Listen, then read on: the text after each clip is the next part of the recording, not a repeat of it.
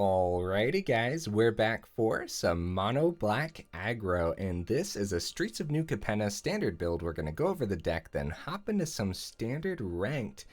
That being said guys, I don't know if it's actually good enough for ranked, but we'll find out together, won't we? For anyone who doesn't know, I'm Redcat and I play aggro decks and any decks with red in them as well. Additionally, guys, we do got that sub goal set all the way up at 1,000, and you guys are crushing that goal so far, so thank you so much. And if you want to help us reach that goal and you enjoy the content, then please consider subscribing, because it is much appreciated, friends. Okay, what do we got in the deck here? We got 4 Eyetwitch, 2 Malakir Rebirths, 3 Ray of Enfeeblements, we got a couple Blade of the Onis, a couple Life of Toshiro, 4 Slaughter Specialists, 4 Tenacious Underdogs, 4 Shakedown Heavies, 2 Bloodline Callings, 4 Night Clubbers, 2 Agadeem's Awakenings, 3 Gelatinous Cubes, 1 Invoke Despair. In the mana base, we are rocking 4 Hive of the Eye Tyrants and an Abandoned Mire as well. Okay, honestly, there's a lot to go over in the deck. There's a lot of little decisions to make while playing the deck. Where to start? Yeah, Ray of Enfeeblement. Let's talk about this, right? 3 in the main board. Why?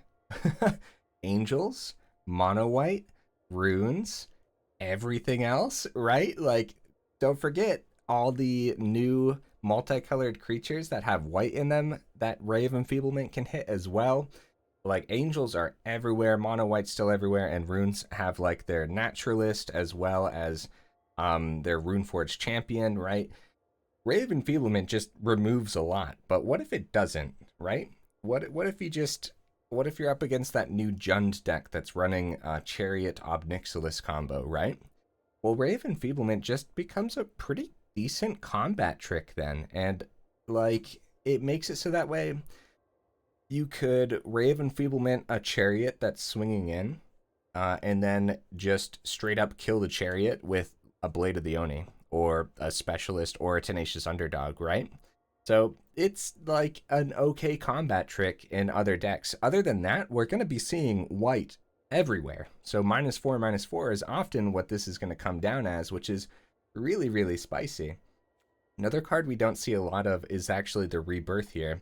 You choose a creature, you lose 2 life, and until the end of turn, that creature gains. When this creature dies, return it to the battlefield tapped under its owner's control. So that helps us, like, it's kind of gives us some protection against meat hook decks and stuff like that. But also, I haven't been able to test this, but the blitz cost on things like Tenacious Underdog and the Night Clubber, it does say sacrifice it at the beginning of your next end step. So if it's at the beginning of the next end step, does that mean that the Malakir Rebirth also, like, so when this creature dies, because it's until the end of turn, right? And this happens at the beginning of the end step. So I'm pretty sure, like I said, I haven't been able to test it, that when this sacrifices at the beginning of the end step, you do get it back with the Malakir Rebirth, which could be really, really spicy, especially if you blitz out a Night Clubber, give -1/-1 to all of your opponent's creatures, and then Malakir Rebirth, right? And then it comes back at the end, and all of their creatures get another -1/-1. And again, this says at the end of turn, right? So yeah, I think technically it works, which sounds really, really spicy, and I can't believe I haven't seen anyone else try this out with Blitz, which is why I'm questioning it. That's kind of why I'm questioning if it works or not, because I haven't seen anyone use this with Blitz yet. So Night Clubber is another one that we might not see a whole lot of at all. So 3-drop 2/2 has the Blitz for 3. When it enters, the opponent's creatures get -1/-1. So this is actually really spicy for an aggro deck where sometimes there will be a board state where the opponent locks down the board pretty effectively, and this just clears the board, man. Think of all the things that -1/-1 hits, right? First of all, it hits a Thalia from mono white, so that's really freaking good. But like other decks, you could take out the opponent's Loth tokens and stuff like that and just swing in at the Loth and kill it. And there's just a lot that Night Clubber does, and I really, really want to try it out. Another card that you might not see a lot of is actually the Bloodline Culling. So for essentially the same cost as, the same casting cost as Murder, right? You get to choose one, so target creature gets -5/-5 until the end of turn, or creature tokens get -2/-2. This is in here for those Jund builds that I was talking about, where it is an instant, so as soon as they power up their chariot, you can -5/-5, just straight up kill it. Or you can -2/-2 and kill all of their cat tokens and potentially their little goblin tokens that give them treasure and stuff like that. I gotta be real with you guys, there is a lot to go over in the deck, and I think it's just gonna be better to show you in some matches, because I could probably talk about this deck for another 10 minutes and like all the little things that's going on here. I guess one more thing, just in case we don't get to see it in the matches, a neat little combo, Slaughter Specialist into Nightclubber on turn 3 is actually really sick, right? Giving their little human -1/-1, buffing the Slaughter Specialist, and maybe you blitz this in, you get a pretty good swing in, maybe? That sounds really spicy, right? Yeah, Slaughter Specialist is technically another card we don't see a lot of, but that's mainly because you're giving the opponent something, and honestly, I don't think that 1/1 human is giving them a whole lot, even against an Ob Nixilis deck, where they can sacrifice the 1/1 human to Ob Nixilis. Your Slaughter Specialist gets buffed then. And I don't know, I just feel like you're not giving them too much. I don't know, we'll see, right? We'll see. Let's go take this into some ranked and see how it goes. Oh, we do have a lesson sideboard over here as well. Not going to go over them, pretty basic lessons. All right, let's go hit up some ranked and see how it goes.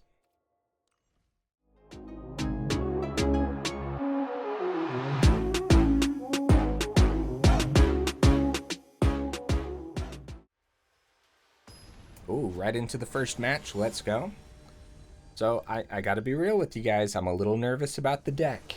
I have high hopes for it, and that's the problem. 2 lands. We got plenty of lands. So 23 total in the deck, plus the rebirths. So plenty of land. I think this is keepable. We have a turn 1 into a turn 2, which you guys know I love this combo. Ooh, we might actually skip that combo for a Slaughter Specialist, though.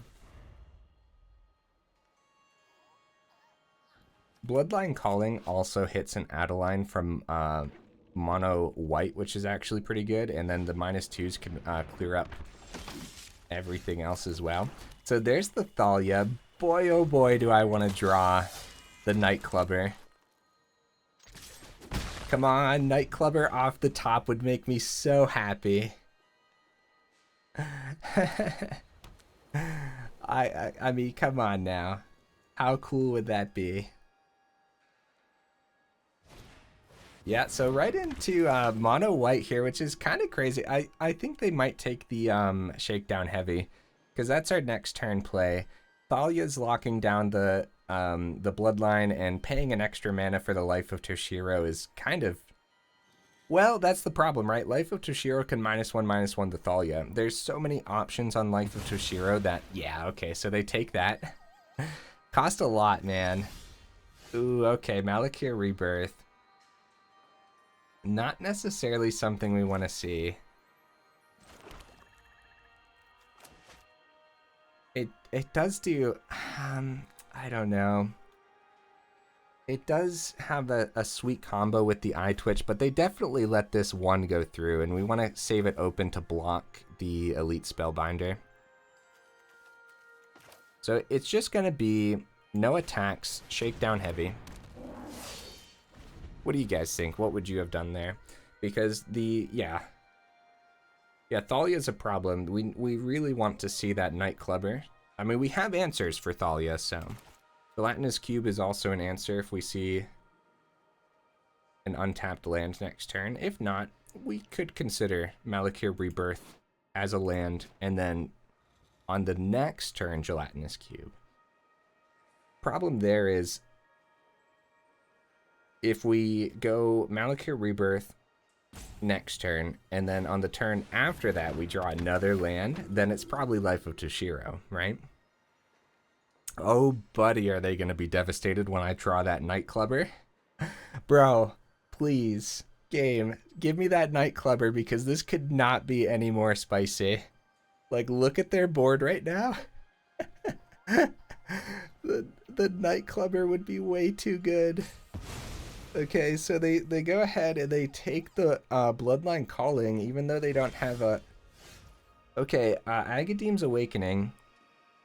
So that is an untapped land. I don't know if we want to pay the 3 for it though, just to get a Gelatinous Cube. I do want to hit the Thalia though. I think that's fine. Pay 3. Gelatin buddy. Hit the... Yeah, hit the Thalia. I thought about that for a second. I think this is just pretty good. They might discard here.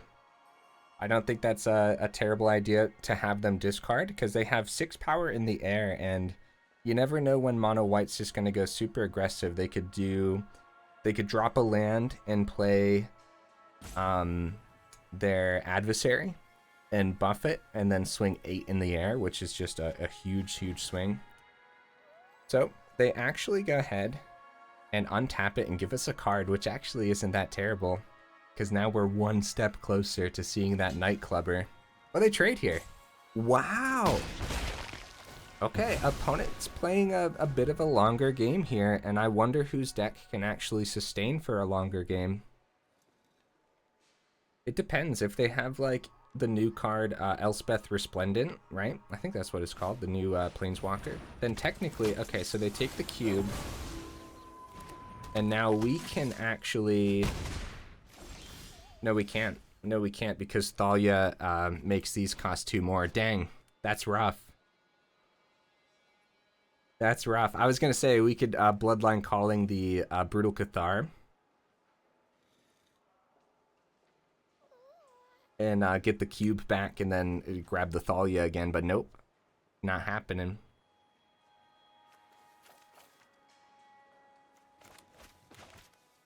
Okay. I'm going to swing on the ground and see if they discard. Or, yeah, not discard. Did I say that the first time too? I'm going to see if they have us draw a card here. Nope, they take the 6. They take the 6.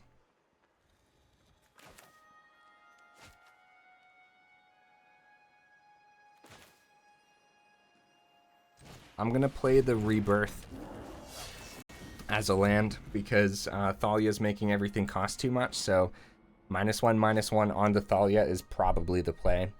And then if we can Bloodline the Cathar and grab something with the cube again, then that's just so good. So, like, so spicy, man. Gotta be careful, because they're definitely running multiple Thalias. It's a very important card in mono white right now.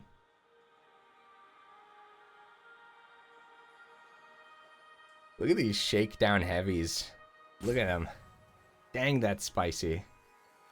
Who doesn't love this card, man? It's kind of insane. It seems like well balanced too, doesn't it? Just a really cool card.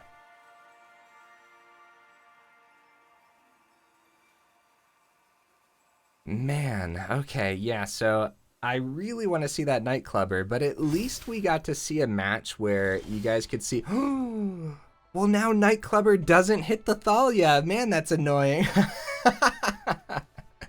Oh, man, that is awesome, though. Holy cow.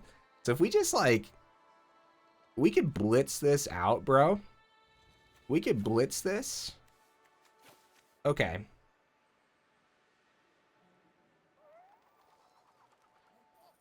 I think it's blitz full swing, because we have Tenacious as a blocker then, right? And we get a draw off the Nightclubber blitz. Insane, bro. Insane. Full swing. GG opponent. Let's go. That concede would have happened way earlier had we had the Nightclubber already. Good first game though. Really good one to showcase against potentially the most powerful deck in Standard, right? But I mean, that new title probably goes to the new Jund Ob Nixilis, but I don't know. I don't know what that win rate's actually going to look like. I think the best win rate right now was like the new Angel build, but we don't run into Angels as much as the other two. We run into a lot more mono white and the Chariot Obnixilis. I don't even know what to call it. Jund Obnixilis? I guess just Jund, because that's what everyone's playing with Jund, right? Or Riveteers. Y'all can call it Riveteers too. I wasn't playing Magic back in the day whenever Jund was actually a thing. That's just kind of what we've been calling it for so long that that's kind of what stuck.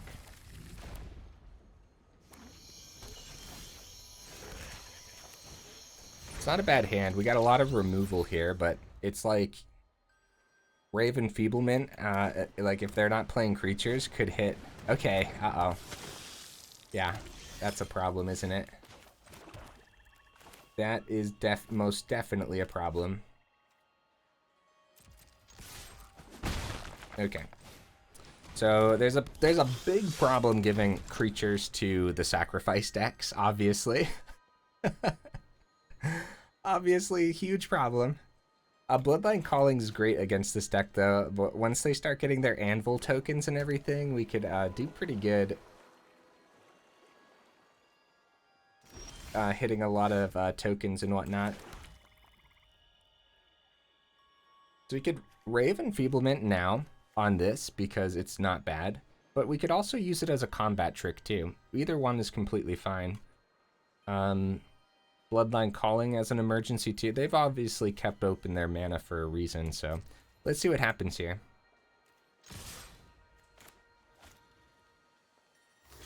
A little neat little combat trick off the Ray of Enfeeblement. Yep, that's really good for us depending on what they end up doing here. Could just have an Infernal Grasp as an emergency. Save their 2 creatures, kill the Slaughter Specialist, right? Okay, so it's going to be a Deadly Dispute, which actually isn't bad. We kind of get the job done here. Their creatures are gone, and Slaughter Specialist is a 5/5, bro. Woo! They have 2 mana open, though. It could just be an Infernal Grasp. So, Slaughter Specialist is out of the Meat Hook range for now. And any creature they play can be eaten up by Gelatinous Cube, so... Well, that's not a creature. How dare. We can gobble up a spider, though. That's pretty good. Although Bloodline Culling is probably just better. Right? Bloodline, swing Eyetwitch at... Wait, no. Yeah, Slaughter Specialist at Loth, because it's going to be 3. And then Eyetwitch at face, I suppose.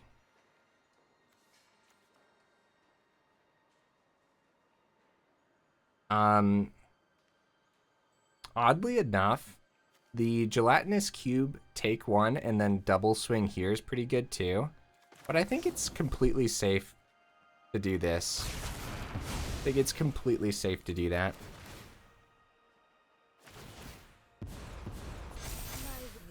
Kill the Loth, swing at face. The reason we want to kill the Loth instead of like dealing some super damage is because they probably just -3 this on their turn.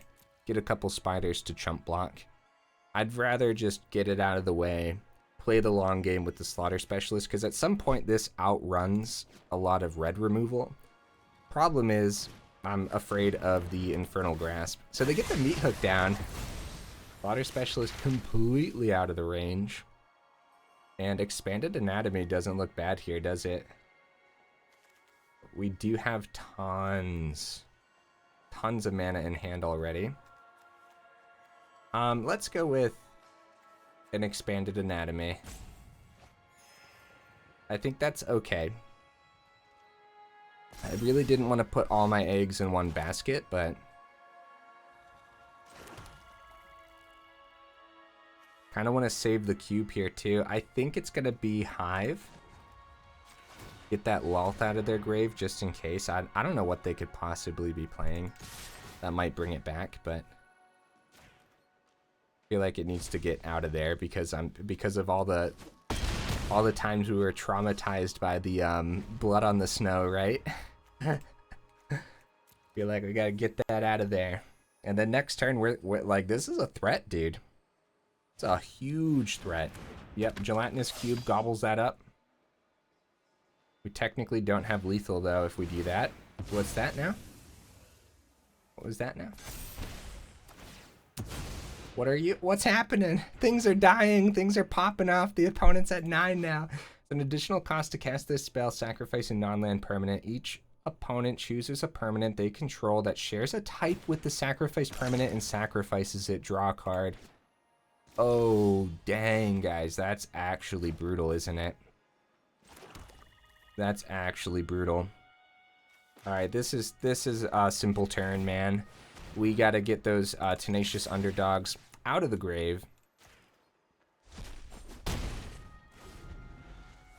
Oh man, this is anyone's game easily. Easily anyone's game here. The draw a card off of the Fatal Grudge actually seems pretty good, doesn't it? Actually seems like a really good card. Okay, so they drop their Ob Nixilis buddy, get a little blocker down. So we can blitz out Nightclubber and just swing at that Ob Nixilis, kill it, right? And that being said, we're 1 mana short from actually swinging with Hive too then. Oh, opponent's doing things and stuff, and another Ob Nixilis? Slow down, opponent. Oh no, they're gonna gain life here too. Back up to 8. Quick work of you. Defy me, and you'll lose everything. Oh no, guys, this is really bad. We're gonna decline. We need to deal 2 to that, 1 to that.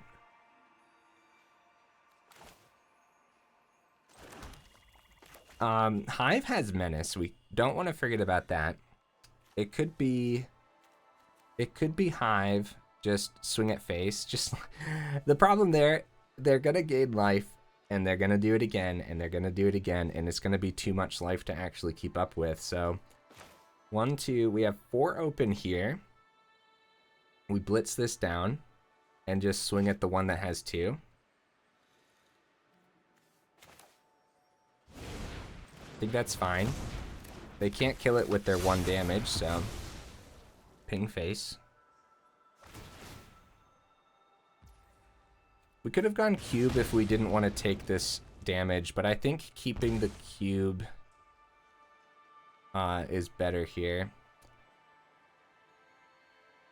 Right? Right? I think so. Maybe we just get the cube down, actually. Not worth the effort. Because it's better than Slaughter. Oh, we could have played Slaughter Specialist first and then Night Clubbed. Oh. Yeah, a little bit of a janky play there. We could have done Slaughter Specialist, and if we were going to play the cube anyways, then we should have cubed the token so we didn't take that extra damage. 2 extra damage, actually, from the meat hook, too. My apologies, guys. This is what I meant when I was going over the deck. Actually, really tough decisions. We're going to decline because that extra swamp could come in handy to power up the Hive and do something else, right? So they go for the swing. We're going to take the damage, as it looks like they're looking for removal. They got a blocker. The good news is Hive has Menace, so we can swing at the Ob Nixilis. And Tenacious Underdog. So if we power up Hive, we don't have enough to blitz out the Underdog. If we blitz... So, okay. So we got to take out the Ob Nixilis here and hope that they don't have more.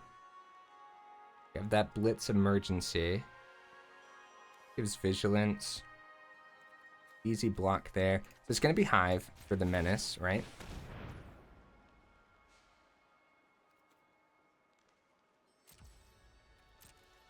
Swing at face. Swing at Ob Nixilis.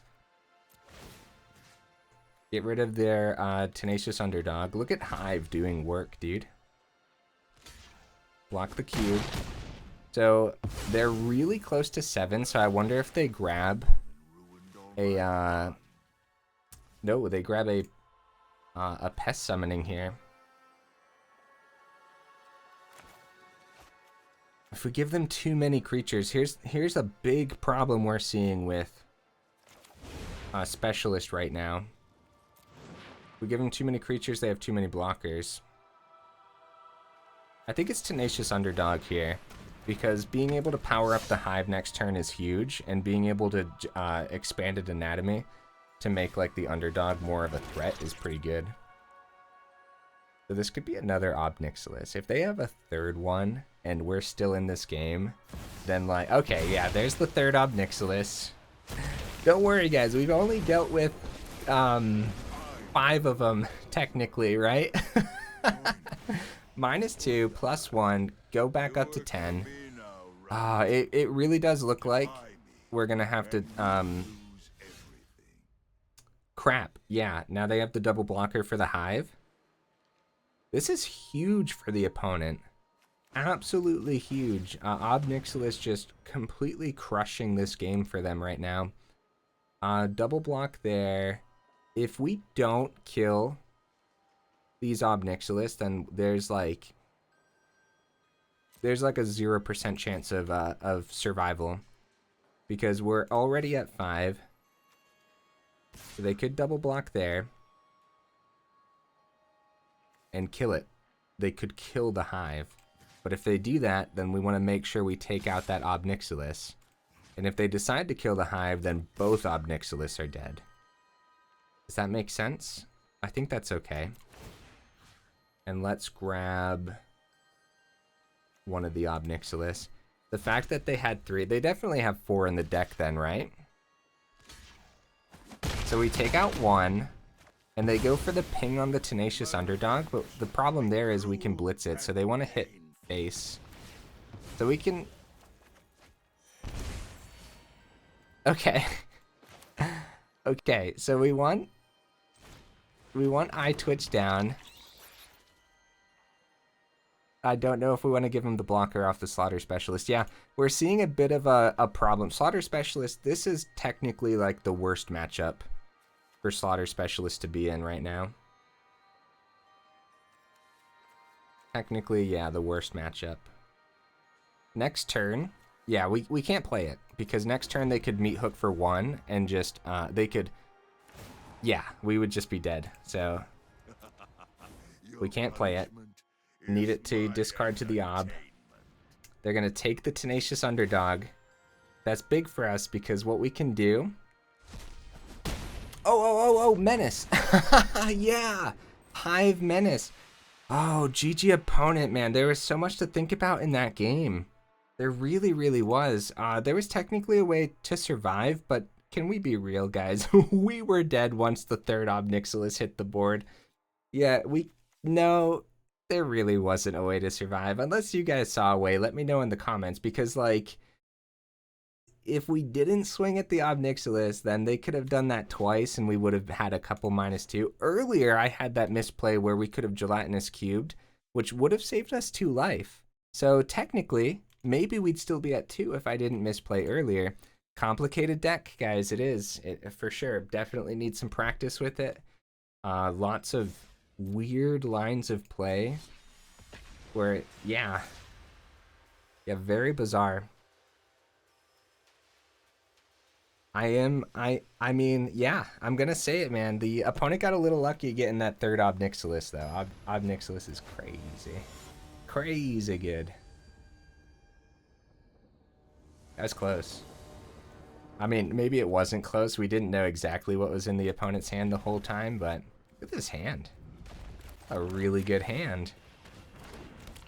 I'd rather see the Nightclubber on 3 than the Shakedown Heavy, but this works, man. Oh, I really want to see the Nightclubber. Please don't be another sacrifice deck. Please, I want to play Slaughter Specialist and be happy about it. Please don't be a sacrifice deck. Please, sir.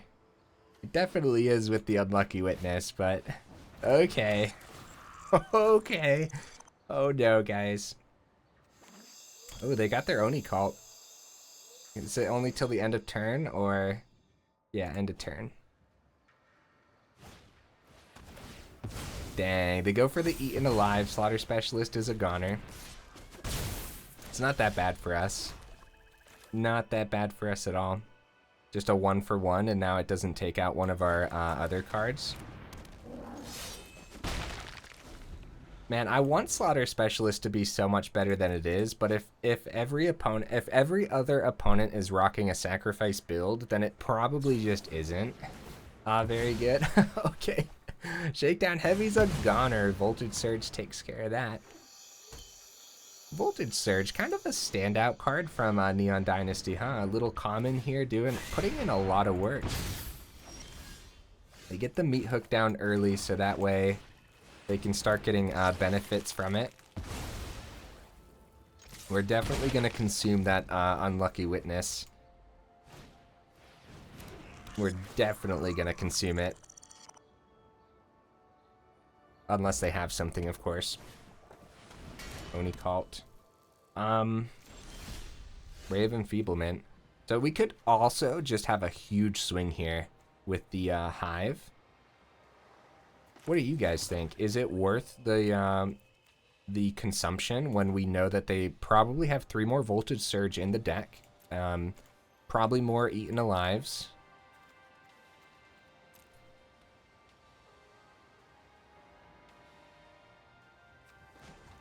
We're an aggro deck. Let's be aggressive, shall we? Let's do it. And let's grab the Voltage Surge. I don't know if grabbing anything from their grave is particularly good, but we'll see. Opponent can do a lot here. They go for a 2/2. Say that's worth it. Really worth it. Still 2 open mana, so okay. Oh, another land. That's so bad. Abandoned Mire could be good. Potentially hitting... Well, now might be a good time to consume this. Double block into this is pretty bad. While the Hive slips through and they get an unlucky witness back, right? That being said, we have Ray of Enfeeblement open. Okay, fine. Let's stay aggressive. With Ray of Enfeeblement being able to kill the Samurai,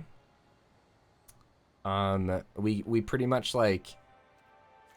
So we do this before they are able to block, right? Technically, I think we can swing, then do it. But now the Hive gets through and the Gelatinous Cube doesn't die. This is 4 damage slipping through.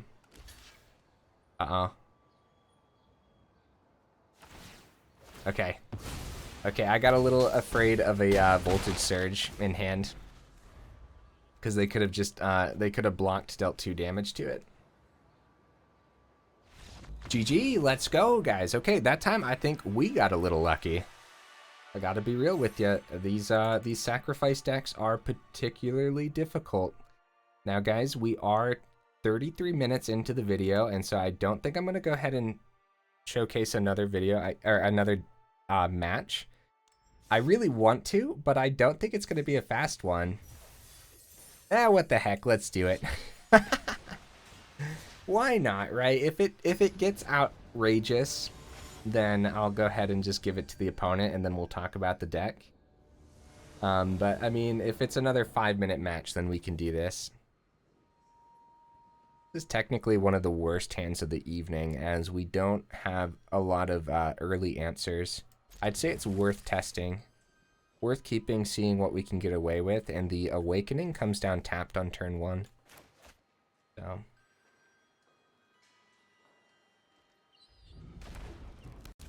Okay. Get this down tapped. Nightclubber for 3, not bad. Okay, Shakedown Heavy, not bad.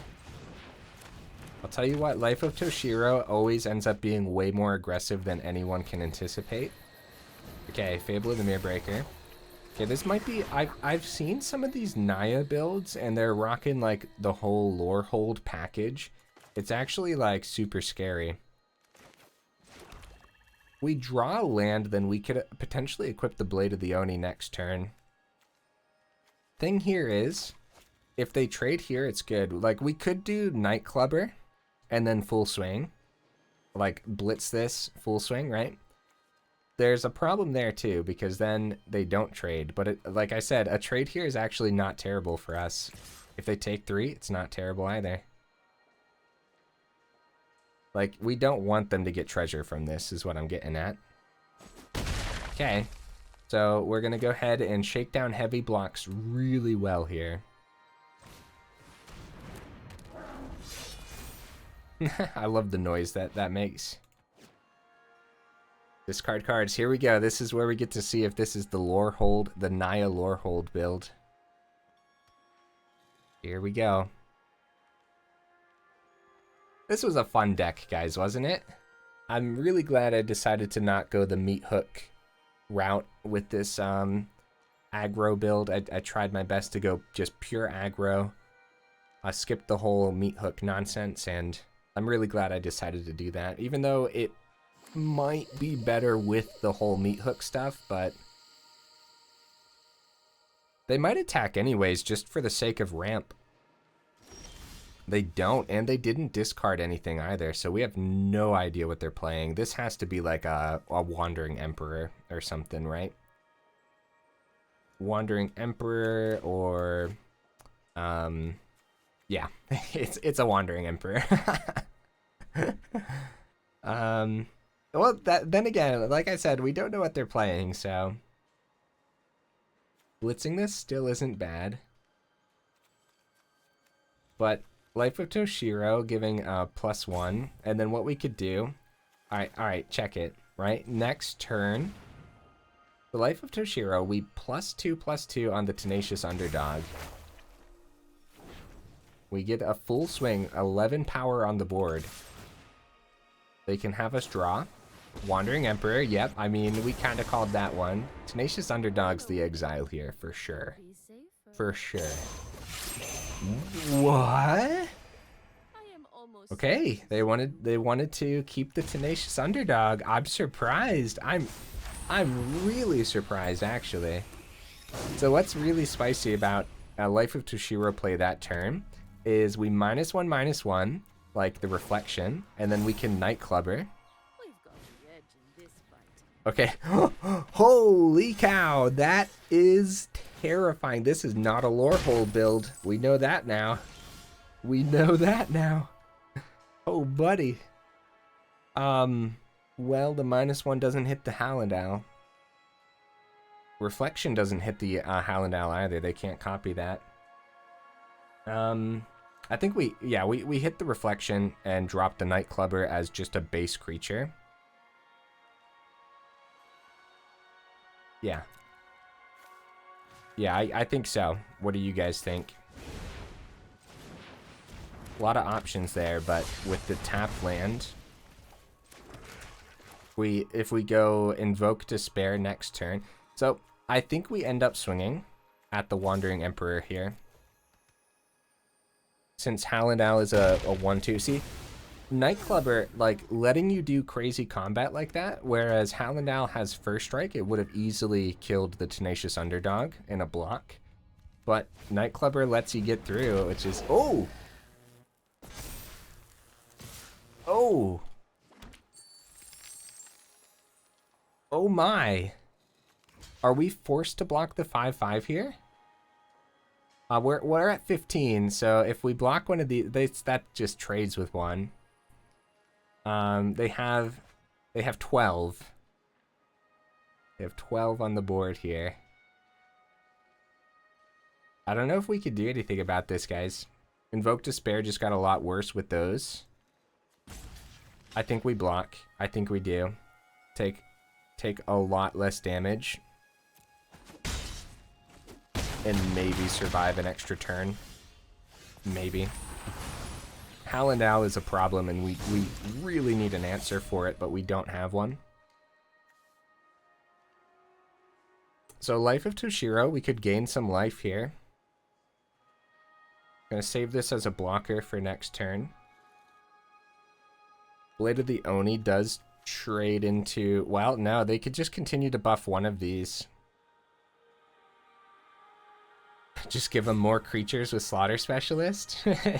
Slaughter Specialist might be a good way to keep up, actually. We're gonna go Life of Toshiro, gain 2. Even though -1/-1 on a... I don't know. They just ping our face at either way, right? Either way, they ping our face. We're gonna gain. We're gonna stick to what we said here. We could have done Slaughter Specialist then -1 on the human, but I think I want to stick with the original plan of gaining life off the life of Toshiro. Even though a 4/4 Slaughter Specialist is no joke. Like if we did that and then -1 the human, like it could block the Hallandal, but so can a 3/3 Slaughter Specialist. So yeah. Oh, there. Oh, I see how it is. Giving my human a little bit of a buff over there. I see. Okay, so right here, and then chump, and then, yeah. So double burn down the houses is like that's just a GG, bro. That's such a GG. At least the Hallandal's gone, and we can gain another 2 here. Can we do 14 damage, though? Oh, we can Invoke Despair. Yeah, I don't think we get around these devils, guys. I don't think we do. I really, really don't. Let's just gain the 2 life. It's fine. It's fine. So we can get a couple extra blockers down, or we can Invoke Despair. Either way, we're dead. So let's go blockers. We'll go the blocking route here. I really like the opponent's deck. Look at how aggressive it is. The double burn down the house is so good.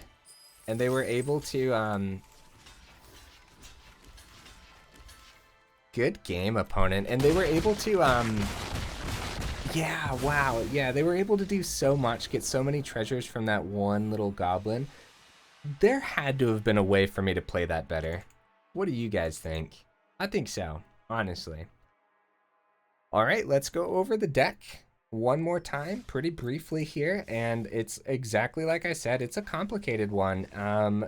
Even though it might look easy on the surface, there's a lot of little decisions to be made throughout the entire game. Honestly, it does need this much mana. I really do think it does. What is that? 23 plus the Rebirth plus the Awakening, so 27 potential mana. I think it does. Yeah, there's so much that needs 4. Like reconfiguring the Blade of the Oni, which Blade of the Oni seems particularly weak, doesn't it? What do you guys think?